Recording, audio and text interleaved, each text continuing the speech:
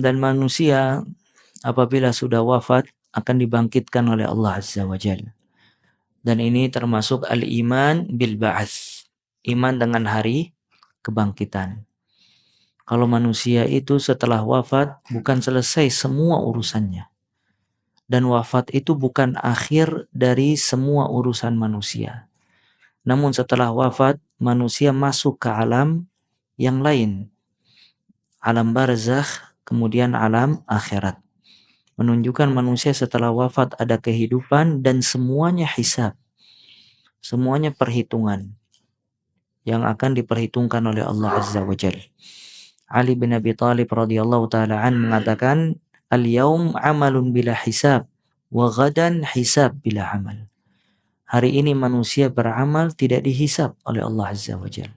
Dan nanti hari esok dia dihisab dan dia tidak bisa beramal lagi.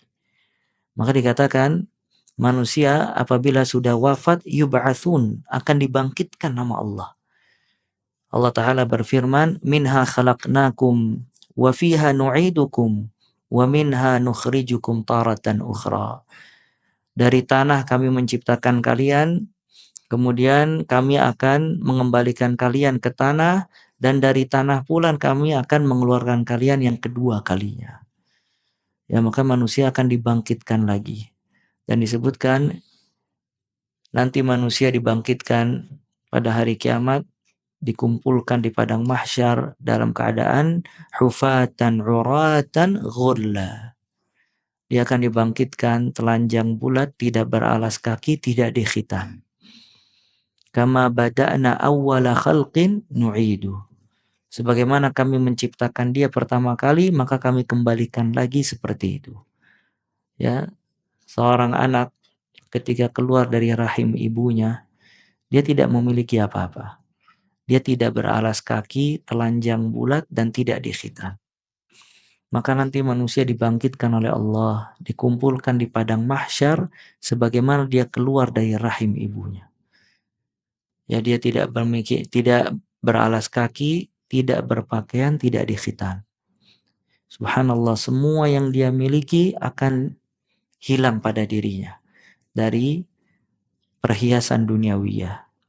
Kalau misalnya dia memiliki status sosial, maka dibangkitkan, hilang status sosialnya. Kalau dia memiliki harta, maka hilang hartanya. Dia akan dibangkitkan sebagaimana dia keluar dari perut ibunya. Ya, tidak ada yang menyelamatkan dia, melainkan amal ibadah yang dia kerjakan dan juga rahmat Allah Azza wa Jalla. Makanya Aisyah radhiyallahu taala anha ketika mendengar hadis Nabi SAW, kalau manusia dibangkitkan dalam keadaan tidak beralas kaki, telanjang bulat, dan tidak dikhitan, kata Aisyah radhiyallahu taala anha, ya Rasulullah, sebagian kita melihat sebagian yang lain.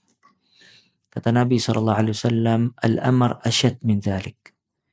Perkaranya itu lebih dahsyat dibandingkan itu. Artinya manusia sudah tidak memikirkan aurat orang lain. Setiap orang memikirkan bagaimana dia bisa selamat dari semua proses kiamat, padang mahsyar dan seterusnya, sampai dia masuk ke surga Allah Subhanahu wa ta'ala. Nanti ada hisab, dia akan diperhitungkan oleh Allah Azza wa Jal, ada al-jaza, balasan dari semua amalannya. Ada tatayurus suhuf, pembagian suhuf, lembaran-lembaran amal kebaikan, amal keburukan, dan seterusnya. Dan ini subhanallah ya ikhwah, seseorang apabila beriman kepada hari kiamat dan semua proses yang terjadi pada hari kiamat menunjukkan keadilan Allah Azza wa Jalla. Kalau misalnya tidak ada kiamat, tidak ada alam akhirat, tidak ada surga dan neraka, tidak ada balasan dari kebaikan dan keburukan, maka tidak ada manfaat dari seseorang beramal baik di dunia. Sekarang seorang mukmin, dia taat, dia saleh, dia senantiasa sholat, baca Al-Quran. Cuman kehidupannya tidak lepas dari ujian. Dari satu ujian ke ujian yang lain sampai diwafatkan oleh Allah Azza wa Jalla. Maka ujian itu pasti kalau dia menerima dengan ujian tersebut, menerima takdir Allah dan sabar melalui ujian tersebut, buahnya kapan? Di di akhirat kelak.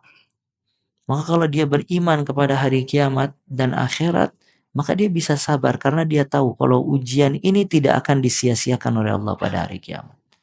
Sedangkan kalau kita lihat orang kufar dengan kekufurannya, kemaksiatannya, kebejatannya, dia dikasih nikmat yang banyak oleh Allah. Namun kapan dia dibalas keburukannya? Di akhirat. Maka menunjukkan iman kepada hari kiamat, iman kepada semua yang terjadi di alam akhirat, membuat seorang mukmin berharap besar dengan apa yang ada di sisi Allah. Semua kesulitan yang dia alami, dia berharap pahala di sisi Allah. Semua penyakit yang dia lalui, dia berharap pahala di sisi Allah. Kalau tidak ada akhirat, maka apa manfaat dia bersabar dari takdir Allah? Apa manfaat ujian yang dia dapati dan seterusnya.